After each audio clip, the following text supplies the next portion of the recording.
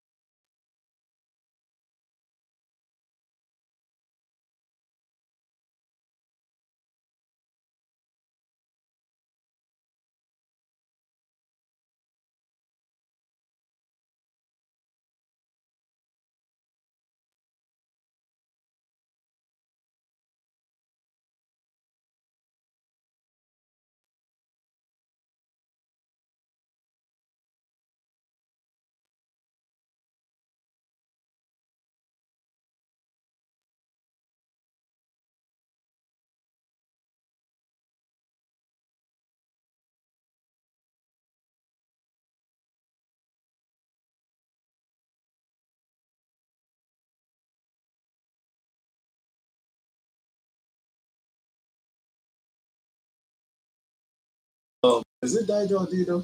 You ain't sure really. It's Dido. But it's a fine song. Isn't it? Great Life song. For rent. Okay, so we're not putting any life on the table for rent really. What we have on the table this morning are very crucial and germane discussions on the front burner this morning. And of course, we'll be starting with something that has to do with Mr. President's travelings, from France to South Africa, this and that. So, Bolaji, what lead us into that? Yes, all right. So, Tinubu heads to South Africa for bilateral talks with Ramaphosa. This is a story coming from the Punch. President Bola Tinubu will depart France this Monday for Cape Town, South Africa. Yeah, that was yesterday for Cape Town. To go chair the 11th session of the Nigeria South Africa National Commission alongside President Cyril Ramaphosa. Presidential spokesman Bayo Onanuga, in a statement released on Sunday, said Tinubu and Ramaphosa would hold substantive discussions on bilateral, regional, and international matters of mutual interest. That from France to South Africa, bilateral, regional, and international matters. What effect will this traveling have on common man in Nigeria? Yeah, I think we need to say good morning to our listeners. What our president is doing, a very good move, commendable at that. If you look at what he has done in the last 3-4 days, then you want to commend him. There's a man who went to France for what we call a bilateral relation. He actually signed a lot of things with Macron, with President Macron of France. Part of what he did was signing of a mining MOU. Before now, some colonies of France are fighting France because of the fact that, especially in Niger, they said France, they are looting their lithium and some other mineral resources. But now they're now shifting base from all those their colonies and now having partnership with Nigeria in terms of sales of lithium and some other mineral resources. We are having about 6 to 7 in the basket of mineral resources buying from Nigeria. And of course, that is what they sealed and they signed that with our Minister of Solid Mineral, that part in France yesterday. In fact, this is commendable of in terms of what is going to Nigeria. It will be in billions of dollars for Nigeria, and this is what we are talking about. That Nigeria has been only exploring and exploiting only one of all mineral resources that we have, which is crude oil. So now we're going to have bitumen being purchased, of lithium being purchased by France, and some copper and some other things being purchased. Because Nigeria is now looking beyond crude oil. We're now exploring and exploiting different mineral resources that will bring a lot of money for it. They want to develop livestock production. They want to develop farming in Nigeria. Of course, they also signed an agreement with that. They also look at the area of security. I'm saying this because of the fact that I have my reporter who follow them to France and reporting to us every minute. So I know all this MOU because I detail them every day. So I know what I'm talking about. So this is commendable on the part of Mr. President. And another one is that he's moving from France to South Africa. And South Africa, as it is, we are having the big three in Africa. South Nigeria and Egypt. They are the one having the biggest economies in Africa. And of course, you could see that when the big three are combining forces, you want to tell them they're going to get at the end of the day. So they are in South Africa to have a lot of bilateral talks in the area of energy development. Don't forget, South Africa, they are generating through their state-owned, generating more than 50,000 megawatts. Unlike Nigeria, that we are doing less than 15 megawatts, and even the one that we are doing less than 15 megawatts, 15,000 megawatts, we can only transmit, we can only distribute less than 5,000 megawatts. So they want to lot of bilateral talks on energy production. They want to have bilateral talks on farming, on agricultural development. If you go to South Africa today, I was there, so you can rest assured that people are not hungry. You see fruit, you see all those fruit that are important for us. In fact, you see it everywhere in South Africa. When you wake up in the morning, they serve fruit for you, different fruits that you take, and you got direct from the farm. You get.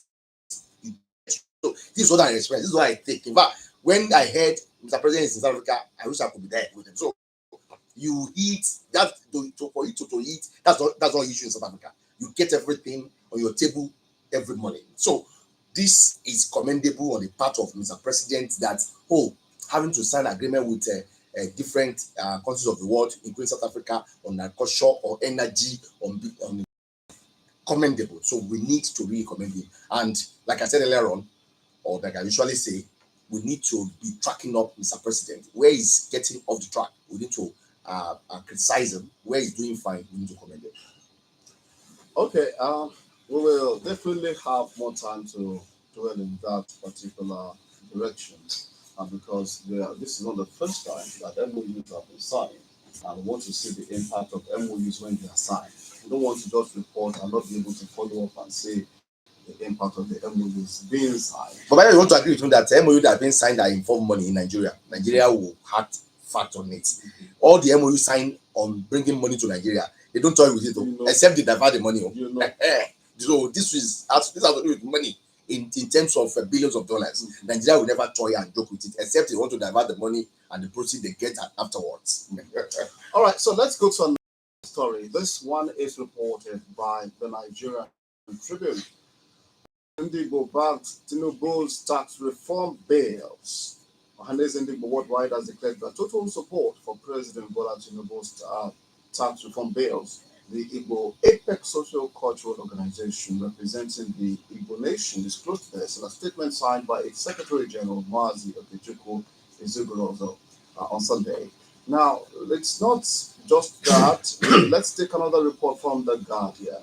And this one is saying that in similar vein, the Yoruba Youth Social Cultural Association, YYSA, on Sunday appealed to the people of northern Nigeria to see President Bola Tinubu's reform as a crucial step to turn around revenue generation in Nigeria and the economy generally. The national president of the group, Olalekan, made a call in Ibadan, the Oyo State capital.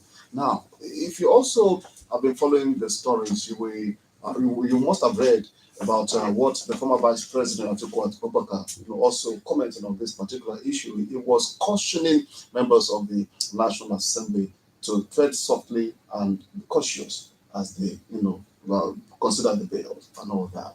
Now, it's like we have three regions now: the Igbo, the Yoruba, and the Hausa. But if you look at it very well, it's like two are supporting, actively supporting the tax reform bills, and one of them is like saying, "Look." Governor Zulum has spoken, a couple of other northerners have spoken and say, look, we will not have this because it's not going to favor the north. But other Nigerians are looking beyond regional benefits and they are looking at the wider benefit, corporate benefit. So what's your own view on this matter? If you are looking at Nigerian constitutions, Nigeria is divided into two zones, north and the south. Okay. And we are also subdivided into 6 geopolitical zones. We have the 6 geopolitical zones. So we are 6 zones in Nigeria. And of course, I cannot say because Yoruba, Hausa, and Igbo are having a larger population, we underrate some other ethnic groups. So we are six region Nigeria. But having said that, let's look at what we are looking at. Now, in 1999, when Tinubu became the governor of Lagos State, he did change Lagos for better. How? Because Tinubu, unlike other predecessors, pursued what we call tax-driven economy in Lagos. And that was the reason you see the taxes, you see the revenue of Lagos shot up more than 2,000% when Tinubu took over power in Lagos.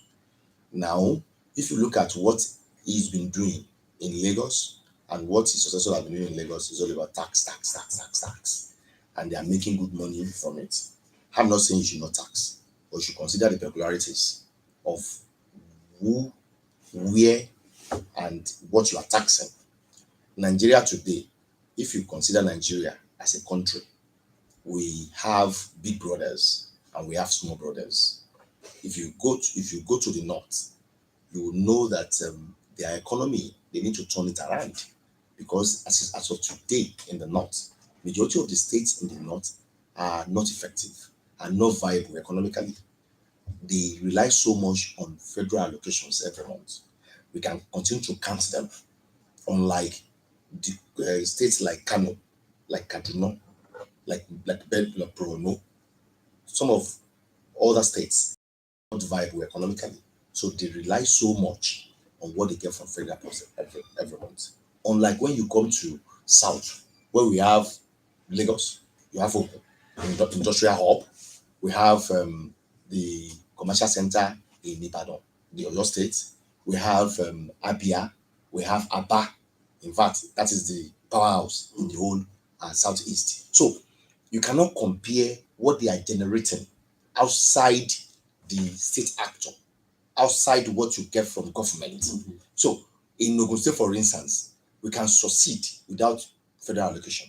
We can survive without federal allocation. Because even if you look at what we are getting at federal allocation every month, not up to what we are generating in terms of IGR. Go and do your mathematics, you will get it. Lagos, they don't rely on federal allocation at all.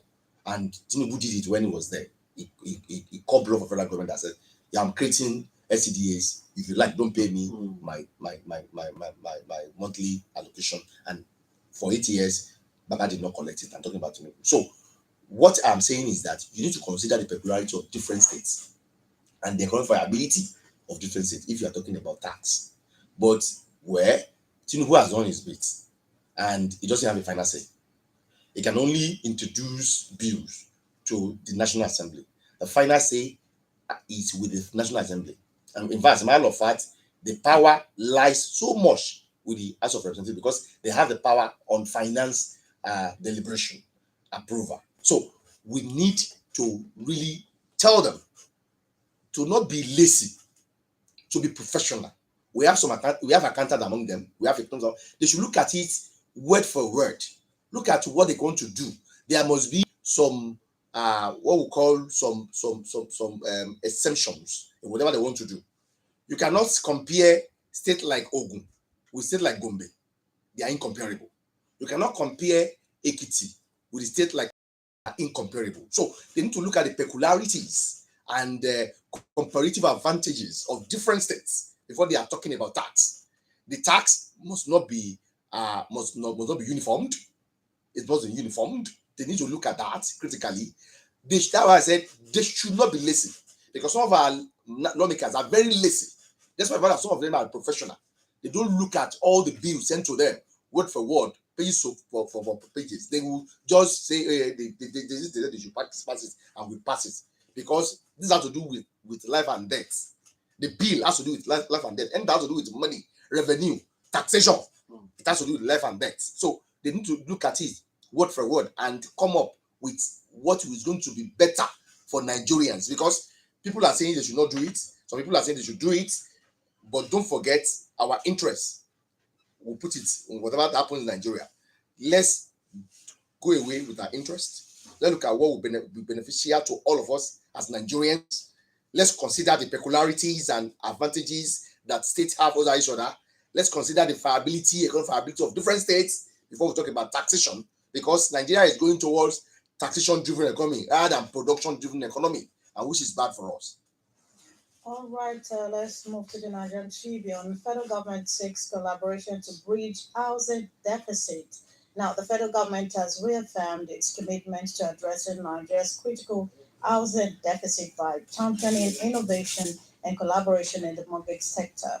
At the conference held in Abuja during the weekend, the Minister of Housing and Urban Development, Architect Ahmed Musa Dangiwa, called for a renewed focus on partnership and creative solutions to expand access to affordable housing loans for Nigerians. Now, what's your take on this? Is it possible for government, to be able to, provide adequately for the people of their country? There's no government throughout the world that is sufficient enough to provide for people in their domain. There's no countries of the world that it's sufficient. And that's the reason we have international relations. That's the reason we have foreign direct investment. That's the reason we are having partnership. And that's the reason we are coming up with different policies on trade, on money, on monetary, that's money, and of course on fiscal. And that's the budgetary. So these are very key. We need to partner. That's the reason you see some countries will have to go and borrow, because no country is sufficient in everything. So you need to partner. You need generating that. All those countries we are talking about, US, UK, people are running to Canada, go there. They are not the only one in their economy. They have investors, foreign direct investors in their economy. They have partnership. They have even foreign aid given to them. They are giving them the way they are giving all those developing countries like Nigeria, but they are also benefiting from the aids and what we call multilateral funding that they get from IMF, World Bank, Paris Club, and all that. So nobody is. In fact, if you look at US as a country, is one of the largest debtors in the world, and you want to use US as an example economically, politically, but US that you are using as an example politically is one of the largest debtors. So nothing bad in you seeking loans, getting debts, but how are you servicing the debts? What are you using the debt for? Is it for development of the economy, human capital development, and some other things that will aid development generally? Or you are using it to service some of those things that we refer as the current expenditure. For instance, if you go and get loan for you to be paying salaries, that's not loan. If you go and get loan for you to be paying the movement of political office holders, that is not loan. The loan that you need to get is a loan for you to develop capital projects, capital development. That is what we call loan. And that will yield a lot of things for you. But if you go and loan, you borrow to eat, you borrow to service some of those things that is not creative enough, then you don't deserve it. Vanguard this morning says Nigeria may one day import palm wine from China.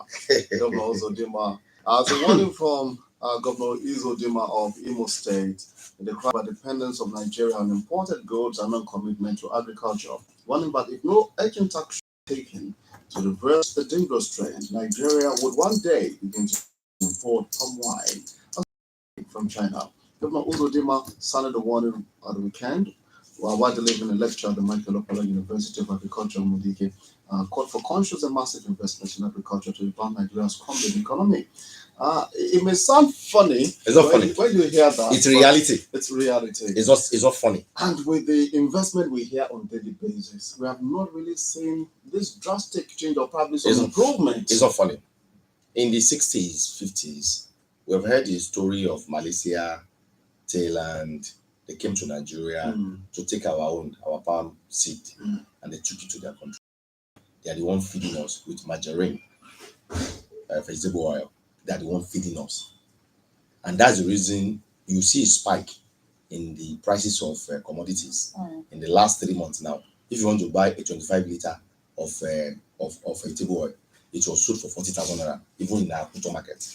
Today, go there, it's over 100,000 naira within 2-3 months space. So what that is telling you is that with our big population, we don't produce to commensurate with what we consume. Nigeria, with the big population, we don't produce to commensurate with what we consume. That's the reason we depend so much on importation. Today, we rely so much. What is production capacity in Nigerians or vegetable oil production?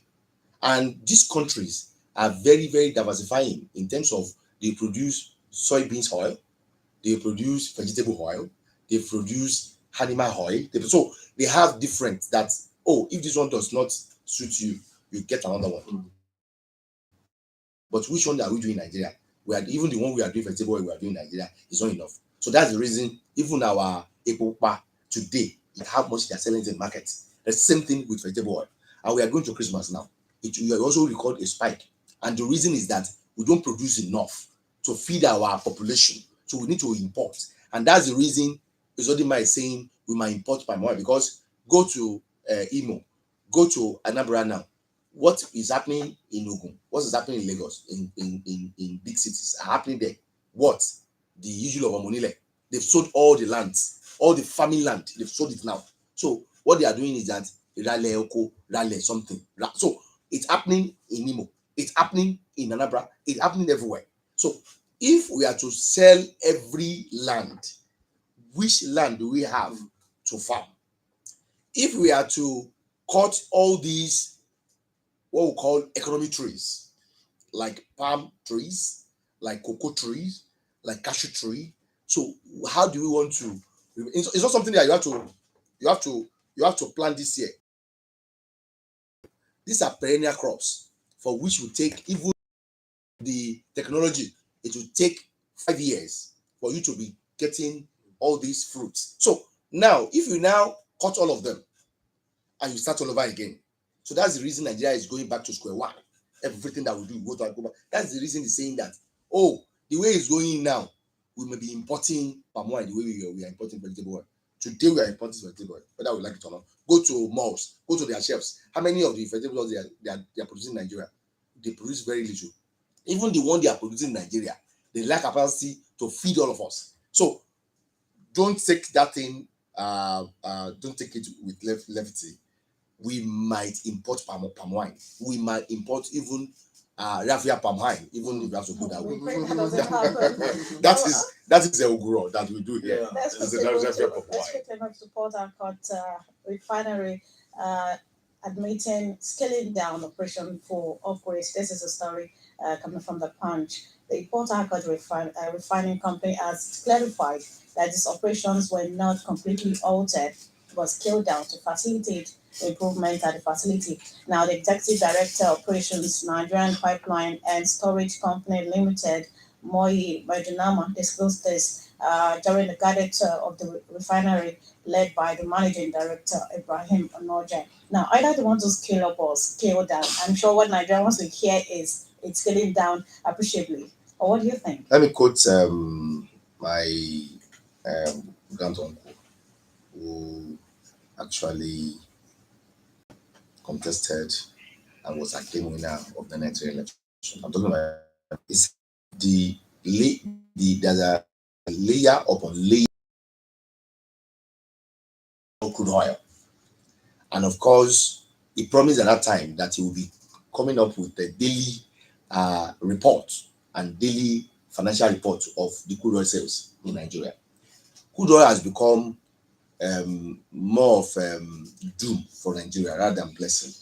And of course, the way it's going now, we will have to commend the private refinery just like Dangote for what they are doing. Today, go to all those Ipman because it's now selling fuel for them. If you go to Ipman members now, they are selling the same price with NNPC. I saw a couple of them this morning. They said it's 1,040 naira. The same price NNPC is saying it. So the reason is that because these people are selling for them for 970, 975, 975 naira. So because landing, calls, all those things and their profit margin. So it's 1,040 naira.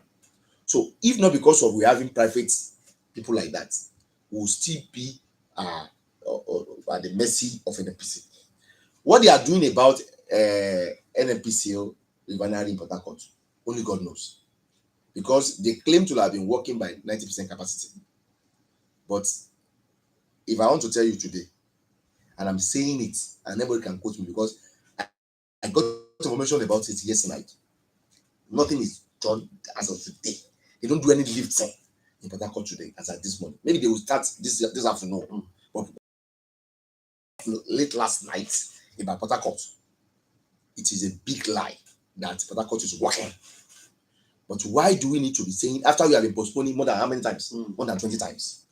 And the simple thing for you to tell us is that, oh, this thing is not working because of so reason.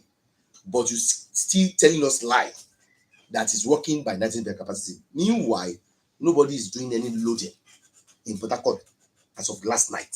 So why are we deceiving ourselves with the NNPC management, refining, and all that? In fact, that NNPC, if I have my way as the president of this country, it's for us to duly privatize it.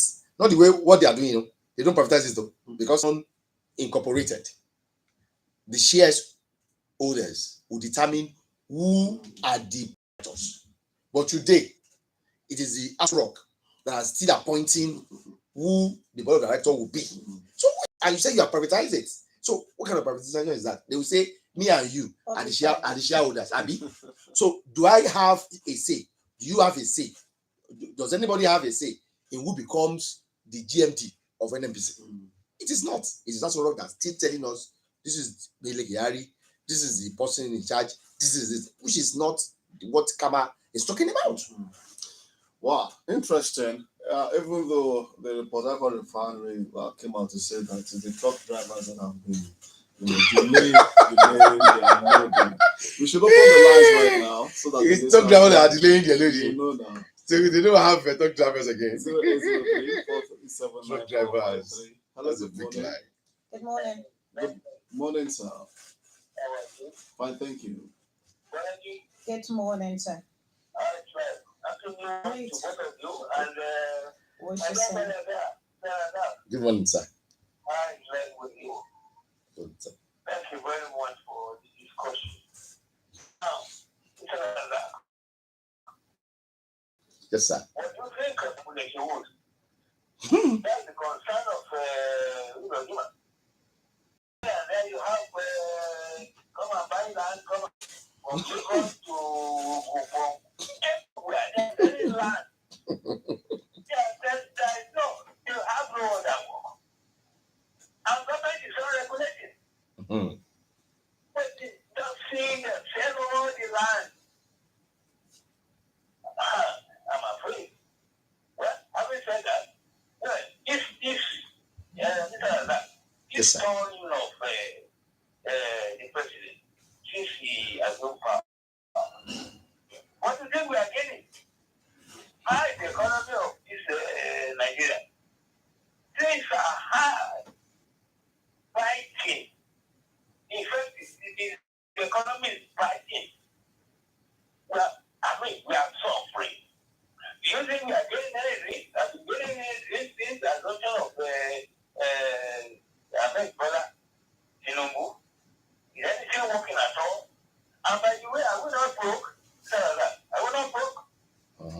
Up till now, you're working on the solid minerals and so on and so forth. Come to South Africa, in South Africa, because South Africa has about 200 what is Nigeria having? 6,000. Shameful. Ghana has dedicated 20 years of uninterrupted power supply. Ghana.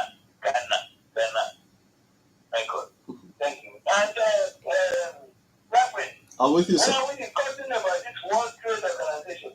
WTO. It's the pipeline. I think Auntie is doing fine. That was why she was unanimously brought back. No opposition. So I think she's doing fine. But without any holding brief for anybody, I think we need to commend this government in terms of financial engineering. They've done a lot, but they need human face. We are hungry. Yes, we're hungry. We are hungry. Hello, good morning. Good morning. Good morning, sir. Good morning, sir. Good morning, sir. going around of Hmm. you said that you are having the reporters went to France. there and the party also South Africa. That was what gave me some level of confidence that perhaps this going around of is hopeful and I have a lot of confidence in the analysis. So that's why I want to condemn this the one thing all of it. Thank you, sir.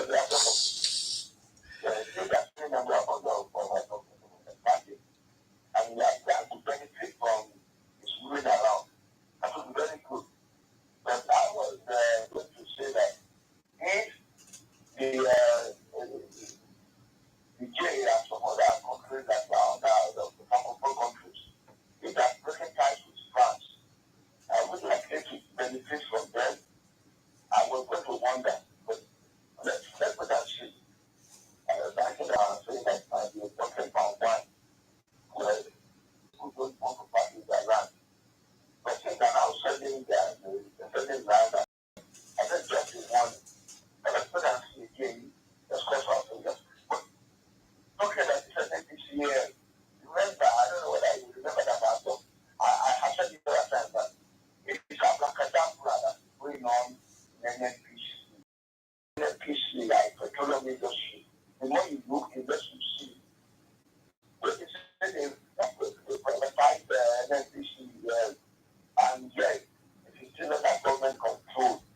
And then you never know what is really going on in our oil industry. It's just what I call refinery. I started to load, and now we are looking that they are not loading anything. No, it's not about Kadabra.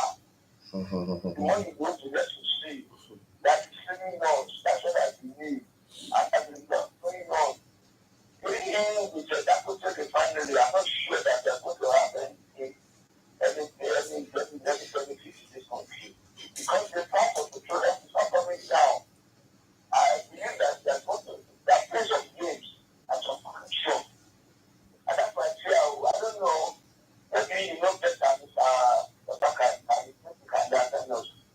But I have my fear that this week petroleum price is not likely to come down. 990 or something, then they reduce it to 970. What is that? That's what that is to Nigerians.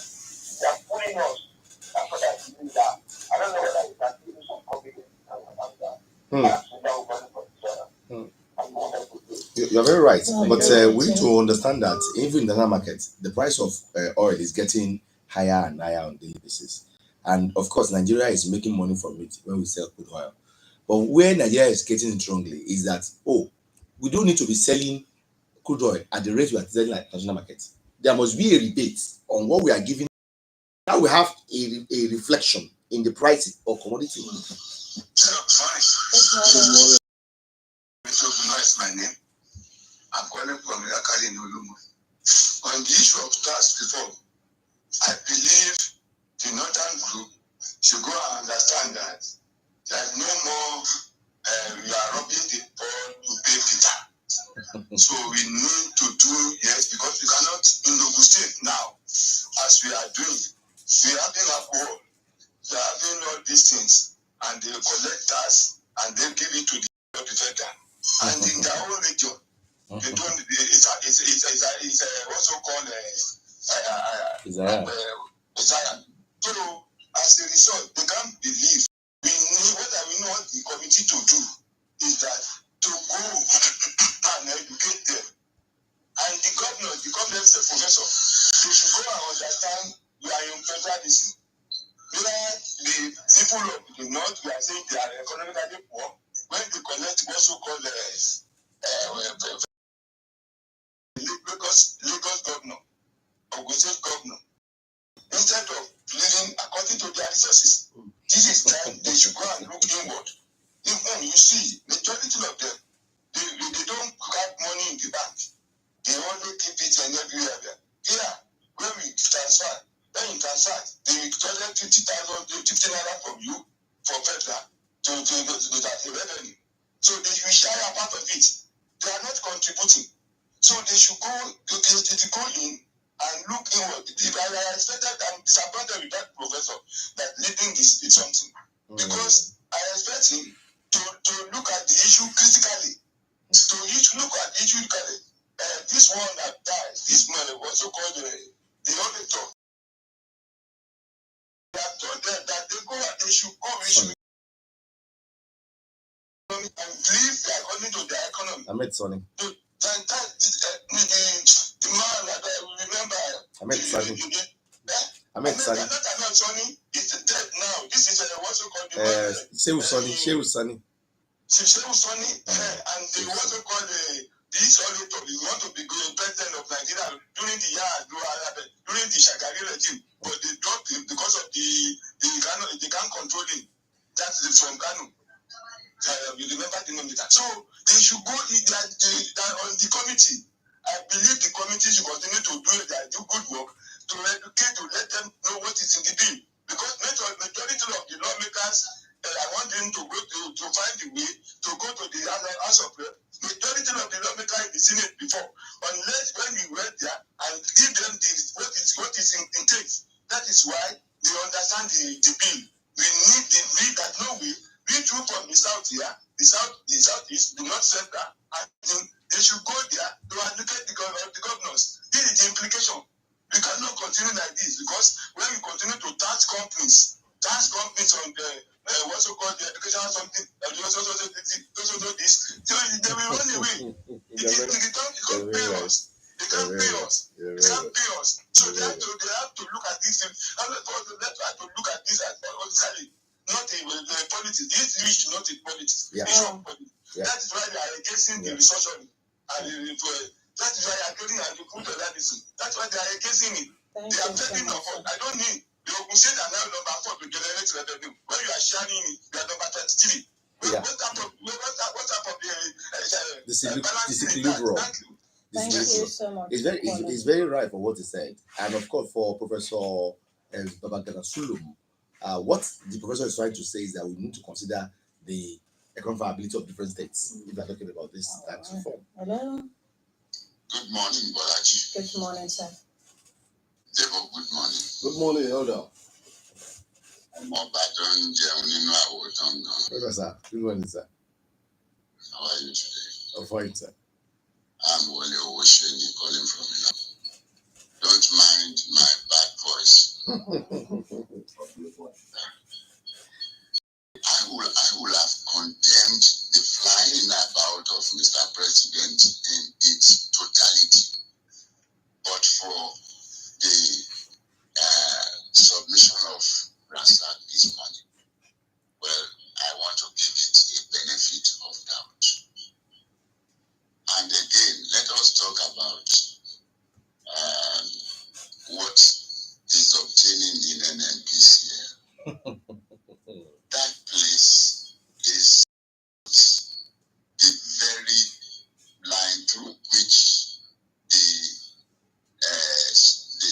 the treasure of this company and of this nation is being eroded. I wouldn't know why we say we privatize NNPCL and we are still dictating the pace. When I say we, I'm talking about national government. If you privatize NNPCL, let those people who hold the shares dictate the tunes of the running. I don't see any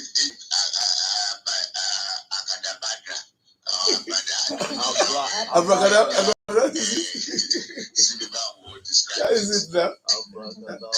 It's a big magic that they are doing there. I think the days are gone when our leaders will think we are all fools in this country.